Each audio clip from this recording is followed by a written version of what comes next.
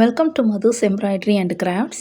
இந்த வீடியோவில் 33 இன்ச் சைஸில் உள்ள ஹிப் பெல்ட் எப்படி நம்ம ஸ்டெப் பை ஸ்டெப்பாக மெஷர்மெண்ட் எடுத்து ஸ்டிச் பண்ணணும் அப்படிங்கிறத பார்ப்போம். ஸோ இந்த 33 இன்ச் சைஸில் இருக்கிற ஹிப் பெல்ட்டுக்கு வந்து 2 ஸ்டெப்ஸ் நம்ம ஃபாலோ பண்ணி ஆகணும்.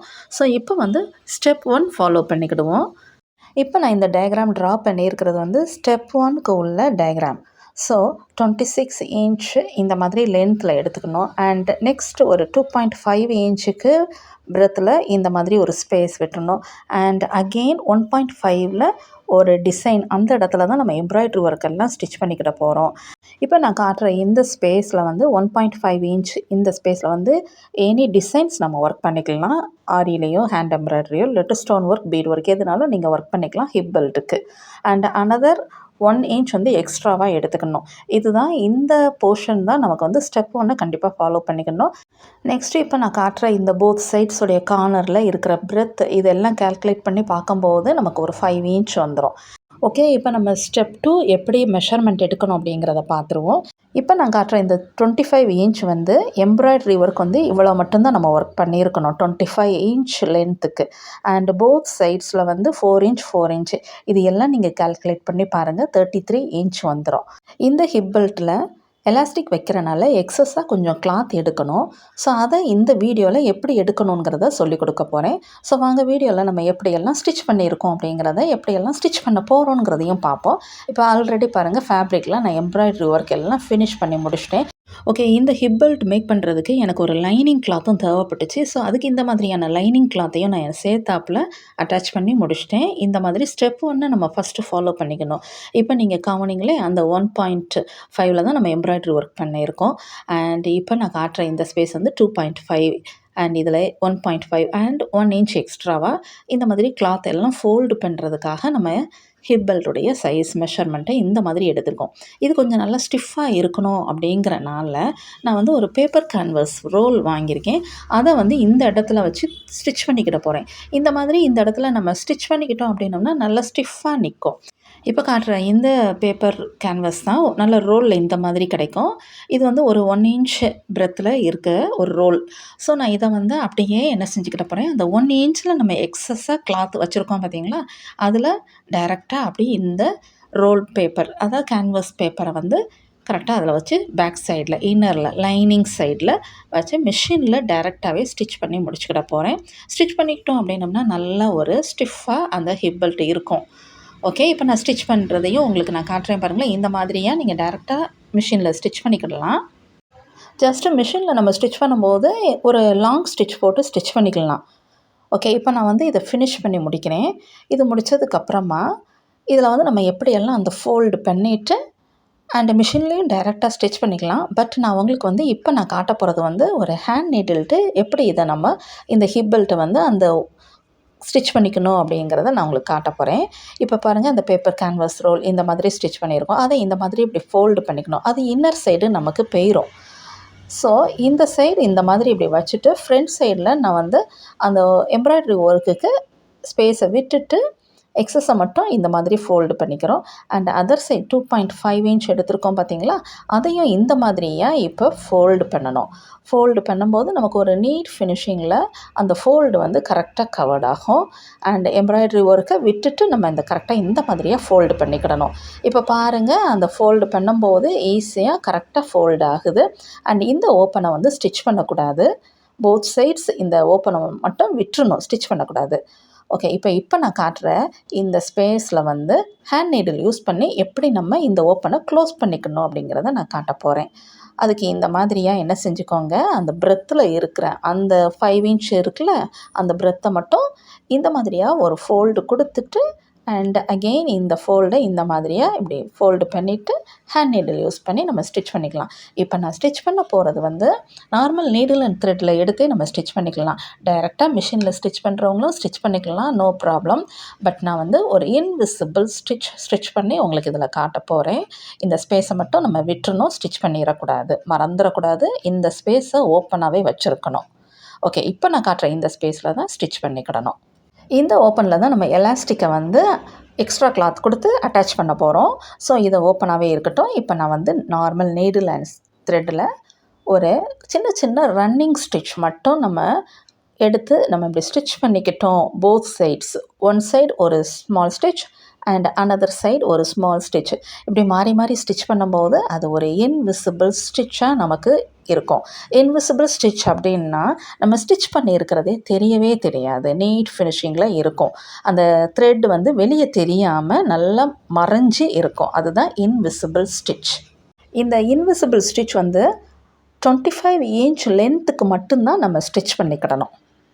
ஓகே, இப்போ பாருங்கள், ஒரு சின்ன சின்ன ரன்னிங் ஸ்டிச் தான் இந்த மாதிரியாக. அந்த ஃபோல்டில் ஒன் சைடில் ஒரு ஸ்மால் ரன்னிங் அண்ட் அதர் சைடில் அனதர் ஸ்மால் ரன்னிங். இந்த மாதிரி இந்த ஸ்டிச்சை நம்ம ஸ்டிச் பண்ணிவிட்டு நல்லட்டு ஒரு டைட் கொடுத்துட்டோம் அப்படின்னோம்னா நல்லா அந்த ஓப்பன் வந்து க்ளோஸ்ட் ஆகும். ஓகே, இந்த இன்விசிபிள் ஸ்டிச் எல்லாம் ஸ்டிச் பண்ணி முடித்ததுக்கப்புறமா நாட் போட்டுட்டு இதனுடைய ஃபினிஷிங் இந்த மாதிரி இப்போ இருக்கும். இதுக்கப்புறம் நம்ம வந்து எலாஸ்டிக் அட்டாச் பண்ணணும். அதுக்கு வந்து ஸ்டெப் 2 மெத்தடை நம்ம கண்டிப்பாக ஃபாலோ பண்ணி ஆகணும். அதுக்கு இந்த மாதிரியாக நான் எக்ஸஸ் கிளாத்தாக எடுத்து இந்த லைனிங்கையும் சேர்த்து அட்டாச் பண்ணி வச்சுருக்கேன். இதனுடைய மெஷர்மெண்ட்டை இப்போ நோட் பண்ணிக்கோங்க. இதனுடைய லென்த் வந்து ஒரு 9 இன்ச் இந்த மாதிரி இருக்கணும் அண்ட் பிரெத் வந்து 4 இன்ச் இருக்கணும். எதுக்காக இந்த ஃபேப்ரிக் உடைய லென்த் வந்து 9 இன்ச் எடுக்கிறோம் அப்படின்னம்னா இதில் எலாஸ்டிக் வந்து நம்ம அட்டாச் பண்ணணும். ஸோ அதுக்காக தான் நம்ம எக்ஸஸாக இந்த மாதிரி கிளாத் எடுத்துக்கிட்டோம் அப்படின்னம்னா எலாஸ்டிக் வைக்கும்போது அது நல்லா சுருக்கி காட்டும்போது நமக்கு 4 இன்ச் கரெக்டாக வந்துடும். ஓகே, இப்போ எலாஸ்டிக் உடைய மெஷர்மெண்ட்டையும் நீங்கள் நோட் பண்ணிக்கோங்க. இதனுடைய லென்த் வந்து 5.5 இன்ச்சில் நான் இந்த மாதிரியாக எடுத்திருக்கேன்.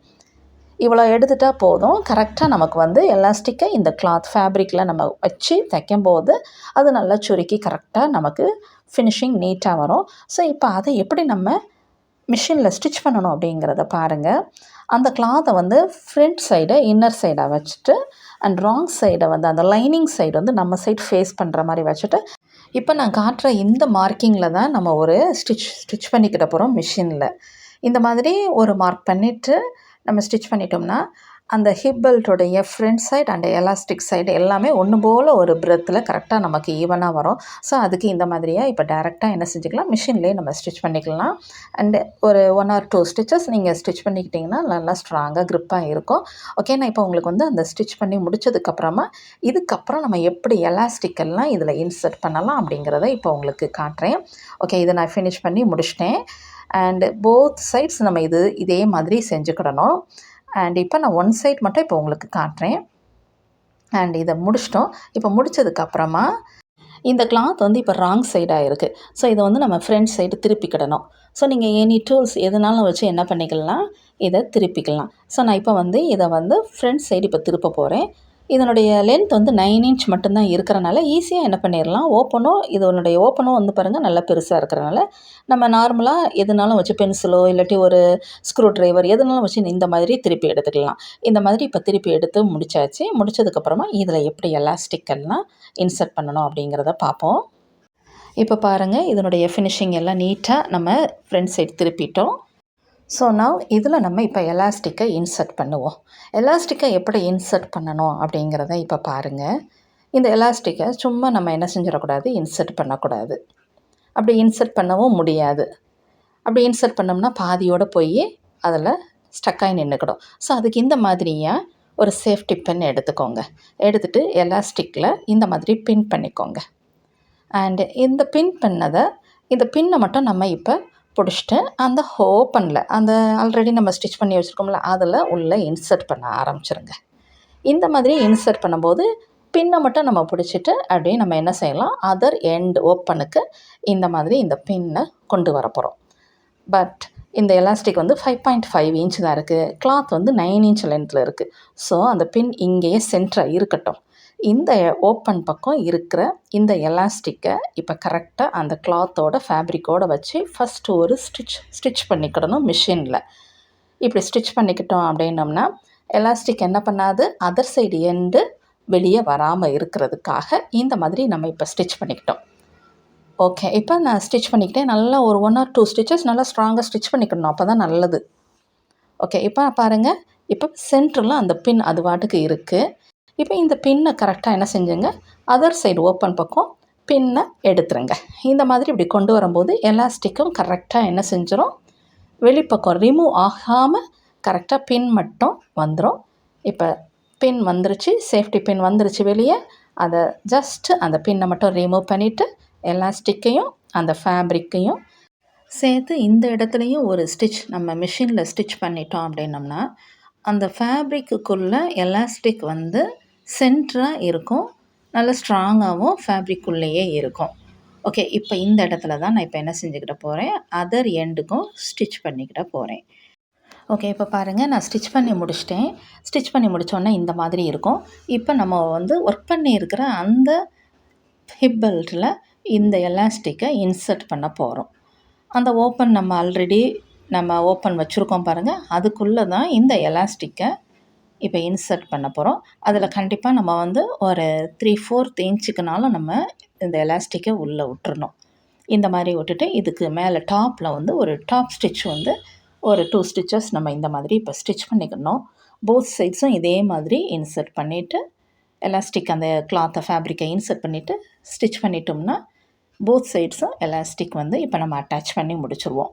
முடித்ததுக்கப்புறமா இந்த அதர் சைடு இருக்கிற ஓப்பன் அந்த எண்டு பக்கம் இருக்கிற எலாஸ்டிக் பக்கம் இருக்கிறது ஃபினிஷிங் நீட்டாக இருக்காதுல்ல, அதை ஜஸ்ட்டு ஒரு 2 ஃபோல்டு வச்சு மிஷினில் ஸ்டிச் பண்ணிவிட்டு அந்த இடத்துல தான் நம்ம ஹூக்ஸ் எல்லாம் வைக்க போகிறோம். இதே மாதிரி இப்போ முடித்ததுக்கப்புறம் இந்த மாதிரியாக இருக்கும் பாருங்கள். இதில் ஹூக்ஸ் எல்லாமே நான் அட்டாச் பண்ணி முடிச்சிட்டேன். நெக்ஸ்ட்டு நம்ம இதுக்கு வந்து ஒரு பியூட்டிஃபுல் பீட் ஹேங்கிங்ஸ் மேக் பண்ண போகிறோம். பீட் ஹேங்கிங்ஸ் நம்ம மேக் பண்ணி இந்த மாதிரி ஹிப் பெல்ட்டில் நம்ம வியர் பண்ணும்போது ஸோ ப்ரிட்டியாக இருக்கும். ஸோ நான் அதுக்கு இந்த மாதிரியான பீட்ஸ் எல்லாமே எடுத்திருக்கேன். Gold beads, tube beads, crystal beads, drop ஷேப்பில் அண்ட் சுகர் பீட்ஸ் இந்த மாதிரிலாம் எடுத்திருக்கேன். அதை normal hand needle and thread மட்டும் யூஸ் பண்ணி இந்த மாதிரியாக ஸ்டிச் பண்ணிக்கலாம். அதை நான் எப்படி எடுக்கிறேன் அப்படிங்கிறத பாருங்கள். ஜஸ்ட் நமக்கு வேணுங்கிற நம்ம இஷ்டத்தில் என்ன பண்ணிக்கலாம், பீட்ஸ் எல்லாம் கோர்த்துக்கிடலாம். எவ்வளோ லென்த்துக்கு வேணுமோ, என்னென்ன பீட்ஸ் எல்லாம் கோர்க்கணுமோ எல்லாமே நம்ம என்ன செஞ்சுக்கலாம், நம்மளுடைய இஷ்டத்துக்கு பண்ணிக்கலாம். நான் அதை இந்த மாதிரியாக என்ன செஞ்சுட்டேன், பீட்ஸ் எல்லாம் கோர்த்துட்டு அதை கரெக்டாக ஒரு 1 சென்டிமீட்டர் கேப்பில் இந்த பீட்ஸோடைய ஹேங்கிங் எல்லாம் நிறைய ட்ராப்ஸில் ஹேங் ஆகணும் அப்படிங்கிறனால நல்லா ஸ்பேஸ் இந்த மாதிரியாக வச்சு நெருக்கமாக வேணும்னா நெருக்கமாகவும் பண்ணிக்கலாம், கொஞ்சம் டிஸ்டன்ஸ் வேணும்னா டிஸ்டன்ஸாகவும் பண்ணிக்கலாம். இந்த மாதிரி தான் ஹிப் பெல்ட் எல்லாம் மேக் பண்ணி முடிச்சிருக்கேன். ஸோ பியூட்டிஃபுல்லாக இருக்குல்ல. ஓகே, ஸ்டெப் பை ஸ்டெப்பாக சொல்லிக் கொடுத்த இந்த டியூட்டோரியல் உங்களுக்கு ரொம்ப யூஸ்ஃபுல்லாகவும் இருந்திருக்கும். எப்படி ஒரு 33 இன்ச் சைஸுக்கு உள்ள ஹிப் பெல்ட்டில் நம்ம மேக் பண்ணிக்கலாம், மெஷர்மெண்ட் எப்படி எடுத்து நம்ம மேக் பண்ணிக்கலாம் அப்படிங்கிறது உங்களுக்கு ரொம்ப யூஸ்ஃபுல்லாகவே இருந்திருக்கும். இந்த வீடியோ உங்களுக்கு ரொம்ப பிடிச்சிருக்கு அப்படின்னா இது வரைக்கும் மதுஸ் எம்ப்ராய்டரி அண்ட் கிராஃப்ட்ஸுக்கு சப்ஸ்கிரைப் பண்ணாதவங்களும் சப்ஸ்கிரைப் பண்ணிக்கோங்க. இந்த மாதிரியான ஒரு பியூட்டிஃபுல் ஆரி ஒர்க்லேயோ பீட் ஒர்க்கோ ஸ்டோன் ஒர்க்கோடு இருக்கிற ஹிப் பெல்ட்டை நீங்களே மேக் பண்ணியும் பார்க்கலாம். ஸோ இந்த மெஷர்மெண்ட் மாதிரியே வச்சு நீங்களும் ட்ரை பண்ணி பாருங்கள்.